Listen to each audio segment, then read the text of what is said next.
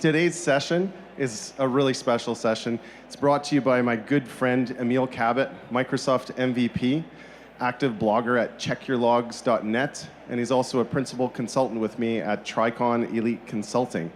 And in today's session, he's going to be talking about malware protection on Windows 10 using Hyper-V. So with that, I will hand the show over to my good friend Emil and wow them. Okay, thanks, Dave.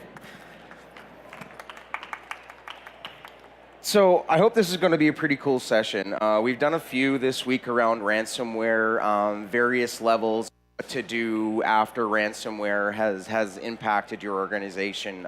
Just to show of hands in the crowd, how many of you guys have actually been hit by ransomware that you know of?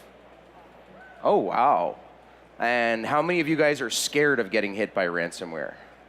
Yeah, right?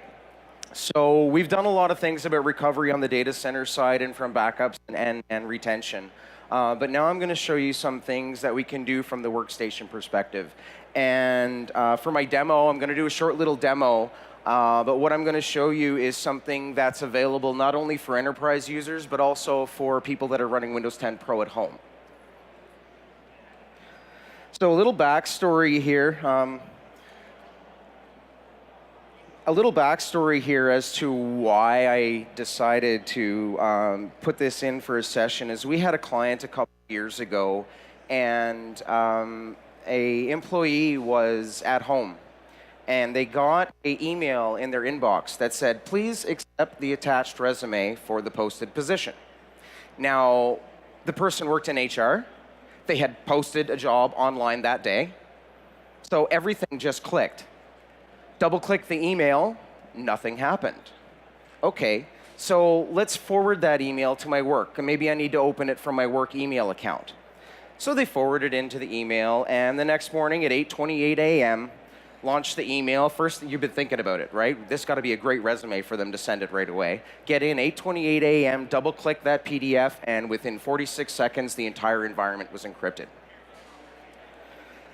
So inside of Windows 10, outside of the Hyper-V thing and the virtual machines thing and all that, there's a lot of other features and improvements that have been added in to Windows 10 that really revolve from its core around Hyper-V, or what we call virtualization-based security. So there's 3 of these products that I'm going to talk about today, and they've all been blended under the Windows Defender suite. So I'm sure you guys have heard Windows Defender to the teeth this week, right? It's not just the one product that it used to be in Windows XP and Windows 7. There's a big breadth of applications now inside of that Windows Defender suite. So 3 of those are Application Control, Application Guard, and Credential Guard. Each one of these 3 products does something very, very different, but they all kind of work in tandem. So Application Control is kind of like App Blocker. Does anybody here remember what App Blocker used to do with group policies? Okay, there's a few of you. So what App Blocker used to do is you could define via group policy what applications were allowed on a workstation inside of your enterprise. Now that sounds really cool from a security perspective, but there's a lot of overhead involved in deploying that out, because you have a very, very low grasp of all the applications that are actually used inside of your enterprise. So what Application Control does is it takes that and it kind of adds steroids to that whole process, right? So now it's going to use something called reputation. So for example, if I want to download and install Adobe Reader on my machine, Adobe Reader is on billions of devices worldwide. The Microsoft Security Graph sees that installation of Adobe Reader on billions of machines worldwide, so we're pretty sure that's a good application.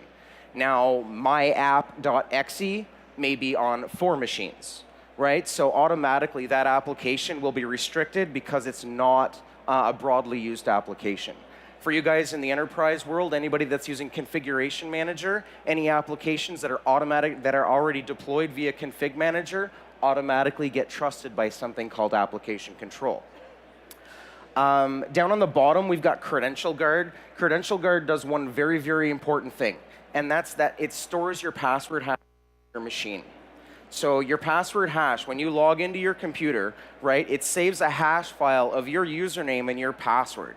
Then when you go to a network drive, you don't have to type in your password again, right? It just remembers and lets you through based upon your account. That's because it's grabbing that hash off of your machine. Well, that's been exposed as a vulnerability because hackers will grab that hash and then they will propagate that out throughout your network and find out what resources you have access to. And then that allows them the footprint of where they can encrypt and hijack. So Credential Guard will take your credentials when you log in and store them inside of a protected virtual machine so that your computer doesn't store them, it doesn't have access to them. Then when you need to go out and access a resource, it will request the key, and as long as the resource that you're requesting is an authoritative resource, then it'll grab the key and away you go. The middle one is the one we're going to have some fun with today. It's called Application Guard. So Application Guard came out last year. And ultimately what it is a protected browser window that runs inside of an isolated virtual machine that has absolutely no access to your computer. And that is powerful in two ways, right? I'm a tech guy. Everybody in this room are tech guys. We like to surf around on the internet. Sometimes we go to some questionable sites. And after we get out of that browser, I don't know about you guys, but I've kind of thought to myself, did anything come down? Right? I was just browsing, but I clicked on a few links. I don't know what happened. Right? So, you know, I might get a little paranoid and start running a whole bunch of scans and see what happens. So Application Guard will protect against all of that. It'll allow you to go through and browse. If anything happens to come down, it gets saved inside of a protected instance that has no connection to your machine. As soon as you close that browser, it's gone. Okay, so that's pretty cool. Now, there's been a lot of iterations or a lot of work done to Application Guard. And so one of the things is because your browser is really running under a virtual machine, under your computer, there's a bit of a performance hit, right? And hey, it's not perfect. I'm not going to go and load up Netflix through an Application Guard window, but I will go to YouTube. And YouTube is one of the main reasons why I like Application Guard. Because YouTube videos, of course, you're not going to get viruses from those, but something that you click on can. And I live and work in oil and gas, and a lot of oil and gas CAD engineers absolutely need YouTube for some of the processing and things that they do inside of their drafting system. And so something as simple as blocking YouTube from enterprise access isn't good. So Application Guard requires hardware virtualization. You don't need to have the Hyper-V role turned on. You're basically your UEFI BIOS, your EFI BIOS just needs to support virtualization technology. It does work on Windows 10 Enterprise. It does work on Windows 10 Enterprise in S mode. It also works on Windows 10 Pro.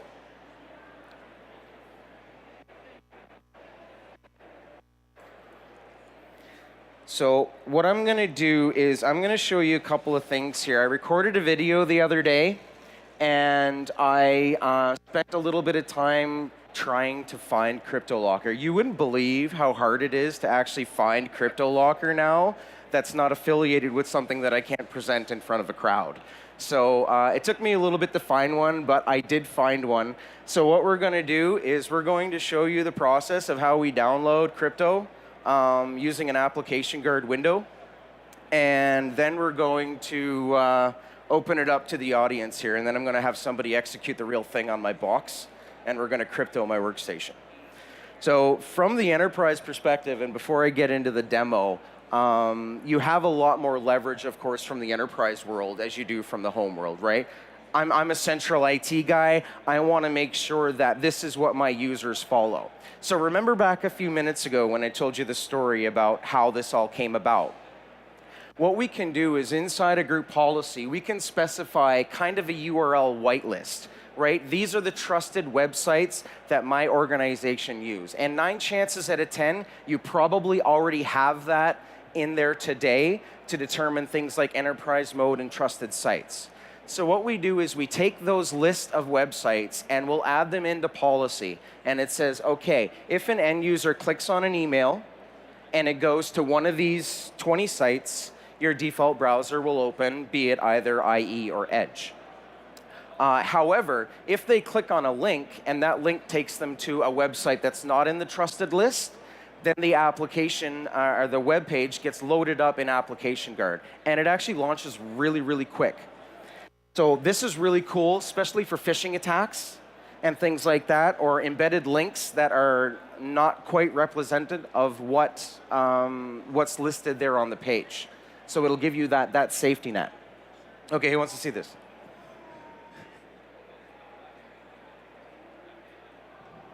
Maybe. There we go. Maybe.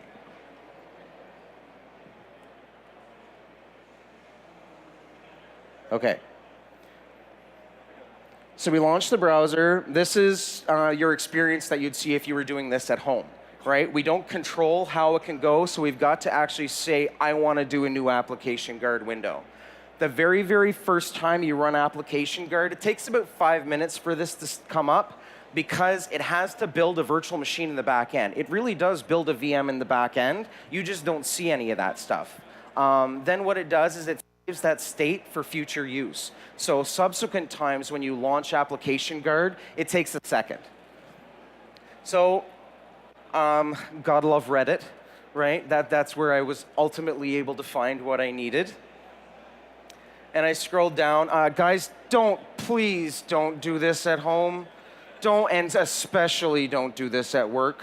I'm still got the whole Terminator thing, and I can't self-terminate. So I haven't even tested the other half of this demo. Honestly, I don't know if it's going to work, but we're going to find out in a minute. I had no problems doing this in Application Guard. I had faith in the product. You'll notice down below, it doesn't show up, but I even still had my OneDrive connected, right? So all of my documents, all of my files were accessible on my machine when I downloaded this. So I just go download the zip file. And this is actually cool. So it'll allow you to download the file, right? And that's neat. From a group policy perspective on the enterprise side, you can control how much access you give this Application Guard window. So by default, you can't even copy and paste from your Notepad document into Application Guard.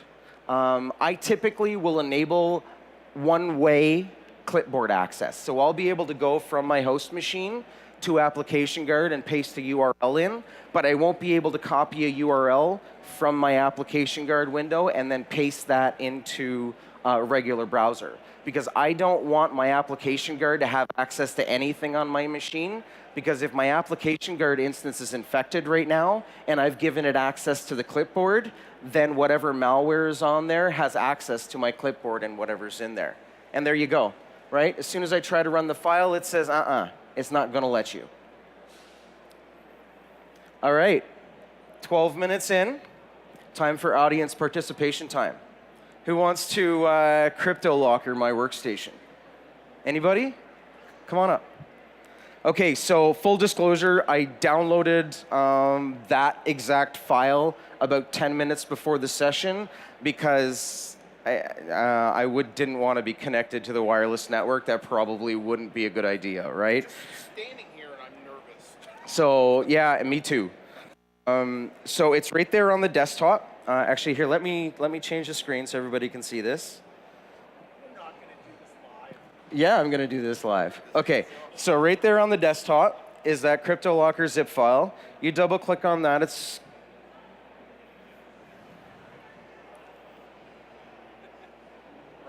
run, sure. Password is infected, all lowercase.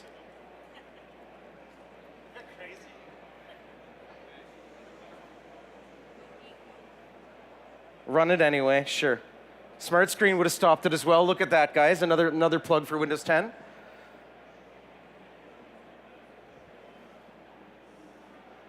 Oh, right. I blew my demo. I'm running Windows 10 in Enterprise mode. Enterprise S mode, so I can't run applications. See, this is why you should try and do all your demos first. I was honestly petrified to do this, so I wouldn't. But I'm running Windows 10 in S mode. Windows 10 in S mode won't allow you to run any applications that are not in the store. So I kind of blew my demo, but I actually inadvertently showed another feature of Windows 10 Enterprise. And that's a cool thing with S Mode, right? It won't let you download and run applications. I'm going to have to switch this out after, though, because I actually want to see this run. I've never cryptoed a box before. Any questions at all? Yes.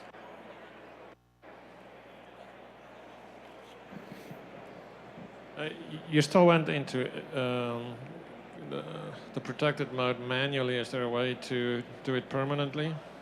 Into application guard permanently? Yeah, to Hyper-V mode. No, so the Windows Defender application guard from Windows 10 Pro, you can't. You actually have to launch Edge first and then go in and click on it's just like in private mode, right? You launch Edge and then you go and you say, okay, I want to run application guard, and then it launches. From an enterprise perspective, you most certainly can do this. All you need to do is not add any URLs into your whitelist. So now any browser, any URL that somebody goes to will automatically be opened up in application guard. The caveat to that is this will only launch if your default browser is either Internet Explorer or Edge, right? So if you guys have Chrome or Firefox or something else as your default web browser, and somebody clicks on that link in an email, it's going to open it up in Chrome, and we've got no control over any of that, right? So what we've taken to doing is setting Edge as the default browser and then installing subsequent browsers if they want to use them. Anybody else have questions?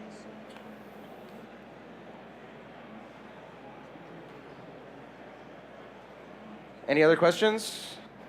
No? Yes? Go one right behind you first. Then we'll come back to you. Got one right. Oh, sorry, I didn't. How big is the VM that it generates?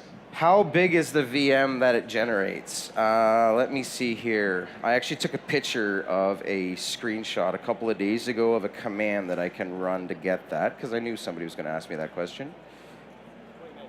20 megs? There we go. Thank you. 20 megs. Ultimately, it's just a virtual machine. It's a container, right? Anybody learned about containers this week? It's a container. So is it only running in Edge? So if you open in an IE, it just redirects to Edge? To make Correct. If you open, it'll only work in Edge. So if you type the URL in using Internet Explorer, it will open up Edge in a new window. Good question. Still have time for more questions. Anything else? Okay, one in the back.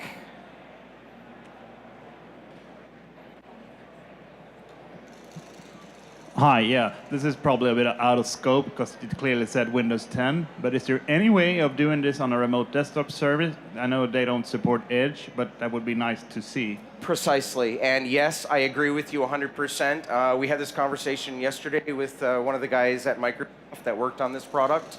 Currently today, there is no application guard availability in Server 2019 because we need Edge. Yeah. Time.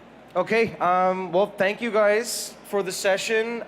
Sorry again, I couldn't crypto my box. I was looking forward to it, but we're gonna do this on my blog, and we'll throw it up on a video in the next couple of weeks. So that's at checkyourlogs.net.